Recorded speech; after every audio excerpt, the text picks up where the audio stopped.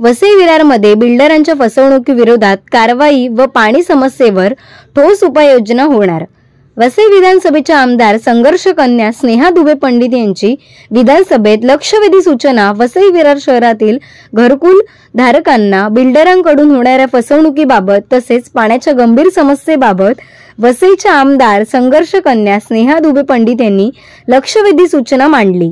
नायगावमधील 90% इमारतींना आजपर्यंत ओसी मिळालेले नाही, कारण बिल्डरांनी काम अर्धवट सोडून पळ काढला आहे। यामुळे नागरिकांना मूलभूत सुविधांपासून वंचित राहावे लागत आहे। महानगरपालिकेतील काही अधिकाऱ्यांच्या भ्रष्टाचाराची उदाहरणे देत असता आमदार स्नेहा दुबे पंडित यांनी SIT चौकशी मागणी केली आहे।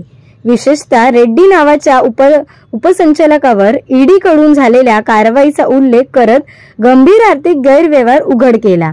ब्युरो रिपोर्ट, सिंधू प्रभात, वसई।